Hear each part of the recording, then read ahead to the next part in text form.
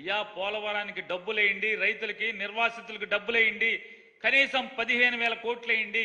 చంద్రబాబు నాయుడు ఆ 15,000 కోట్లు కాదు 15 రూపాయలు కూడా మిమ్మల్ని అడగలేదని చెప్పని మోడీ గారి దగ్గరికి తిరిగి క్యాబినెట్లో మీతో అప్రూవల్ చేయించుకుంటే నీళ్లు నిలబెడతాకి 15,000 కోట్లు ఆఖరికి మాకొద్దు, మా అకౌంట్కి డబ్బులు వేయద్దు, ఆ సరాసరి నిర్వాసితుల అకౌంట్లకి డబ్బులు వేయమని చెప్పని ఈ అకౌంట్లన్నీ కూడా ఎవరైతే పోలవరంలో ముంపుకు గురవుతున్నారో ఆ రైతాంగం అకౌంట్లన్నీ కూడా తీసుకొచ్చి ఢిల్లీ తీసుకొచ్చి మీకు ఇస్తే ఎందుకు డబ్బులు వేయలేదు?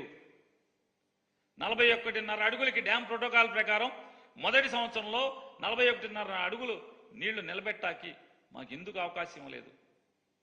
5 ఏళ్లలో పోలవరం నిర్మాణం చేస్తానని చెప్పని హామీ ఇచ్చిన నరేంద్ర మోడీ గారు మరి పోలవరానికి ఎందుకు డబ్బులు ఇవ్వట్లేదు? సమాధానం చెప్పారా? డబ్బులు ఇస్తున్నాము, ఇప్పుడు గంటలో ఇస్తున్నామని చెప్పారా? పోలవరం ప్రస్తావనే లేదు అసలు. స్టీల్ ప్లాంట్,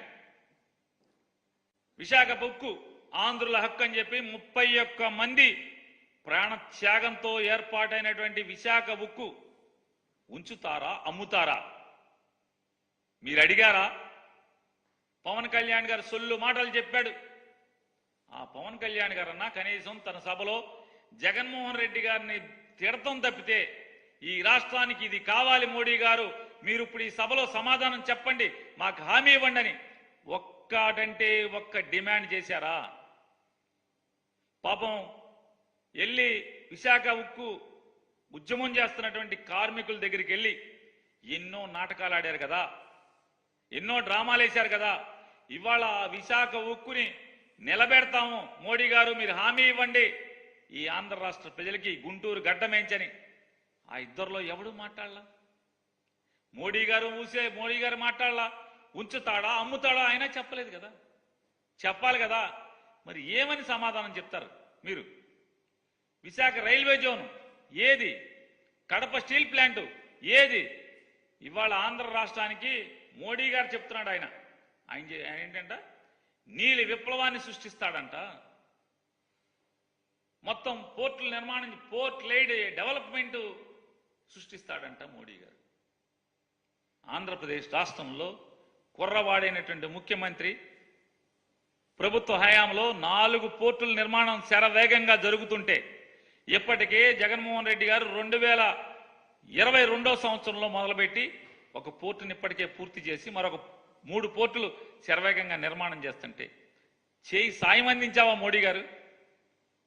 నయా పైసా ఇచ్చావా? ఇవ్వకపోగా మళ్ళీ ఒక కొత్త మాయా ప్రపంచాన్ని సృష్టిస్తావు, మళ్ళీ ఒక మాయ మాటలు చెప్తారు మోడీ గారు.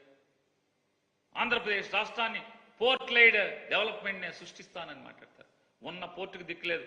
విభజన హామీల చట్టంలో ఈ రాష్ట్రాన్ని విభజించేటువంటి ఆ చట్టం తయారు చేసినప్పుడు చట్టంలో ఒక పోర్టు కేంద్ర ప్రభుత్వం నిర్మాణం చేయాలి, బాధ్యత మనది అని చెప్పిన చట్టంలో పెడితే ఒక్క పోర్టుకి ఏమైనా సాయం చేశారా మీరు?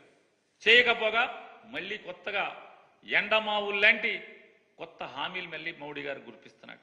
ఉన్న పోర్టు కడుతున్న పోర్టులకి జగన్ గారికి ₹1 సాయం చేయకపోగా ఆయన ఇవన్నీ మాట్లాడతాడు. ఆయన చెప్తాడు మోడీ గారు, వైఎస్ఆర్ కాంగ్రెస్ పార్టీ రెండు ఒకటే. వైఎస్ఆర్ కాంగ్రెస్ పార్టీ ఒకటి, రెండు ఒకటే అంట.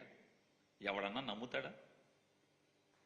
ఎవడన్నా ఈ రాష్ట్రంలో ఉన్నటువంటి తెలుగుదేశం కార్యకర్తలు నమ్ముతారా? భారతీయ జనతా పార్టీ కార్యకర్తలు నమ్ముతారా? ఎవడన్నా వైఎస్ఆర్ కాంగ్రెస్ ఒకటే అంటే? మోడీ గారు కొంచెం అర్థం చేసుకోండి, మీ పక్కన ఉన్న వాళ్ళు అందరూ కూడా గజ్జి దొంగలు. ఏఐసిసి అంటే ఆల్ ఇండియా కాంగ్రెస్ కమిటీ కాదు. ఆంధ్ర తెలంగాణకు వచ్చేప్పటికీ all India Chandrababu Naidu committee అది. ఈ ఆల్ ఇండియా చంద్రబాబు నాయుడు కమిటీలో రేవంత్ రెడ్డి ఉంటాడు, రేణుకా చౌదరి ఉంటుంది, తులసిరెడ్డి ఉంటాడు, షర్మిల ఉంటుంది. వీళ్ళందరూ ఎవరు? చంద్రబాబు కోసం, చంద్రబాబు మేలు కోసం పనిచేసేటువంటి వ్యక్తులు, శక్తులు వీళ్ళందరూ కూడా. అది మీరు గమనించుకుంటే మంచిది. మీరు చంద్రబాబుని చాలా జాగ్రత్తగా కనిపెట్టుకోవాలి మోడీ గారు. మీరు పగల మీతో చేయలేపుతాడు, రాత్రి రాహుల్ గాంధీతో చేయలేపుతాడు అనేది మీరు తెలుసుకోవాల్సినటువంటి అవసరం ఉంది. మాకేం కంగారు లేదు. మోడీ గారే మీకే ఎన్టీ రామారావు గారికి అయిపోయింది. మీరు కూడా ఎందుకైనా మంచిది సభలకు వచ్చేప్పుడు వెనకాల జాకెట్ బోకెట్ వేసుకొని కసక్కని వెనక నుంచి పొడవకుండా ఎన్టీ రామారావు పాప అమాయకంగా ఆదమరుపుగా ఉంటే చంద్రబాబు నాయుడు కసక్కని వెన్నుపోటు పొడిచాడు. మీరు కూడా మీరు మీటింగ్ చెప్పేప్పుడు వెనక చంద్రబాబు రాకుండా చూసుకోండి. మీ వాళ్ళకి మీ గన్మెన్లకి చెప్పండి, ఆ నల్ల డ్రెస్సులు వేసుకున్న వాళ్ళకి, నేను మీటింగ్ మాట్లాడేప్పుడు వెనక చంద్రబాబుని రానివ్వబాకండి రా బాబు అని చెప్పని. ఇవాళ పగలు మోడీతో చీకట్లో రాహుల్ గాంధీతో చేతులు కలిపేటువంటి చంద్రబాబు నాయుడిని పక్కన పెట్టుకుని మీరు కాంగ్రెస్ వైఎస్ఆర్ కాంగ్రెస్ ఒకటని మోడీ గారు లాంటి వ్యక్తి మాట్లాడటం అనేది ఇక అది మీకే చెల్లుతుంది. ఆయన చెప్తారు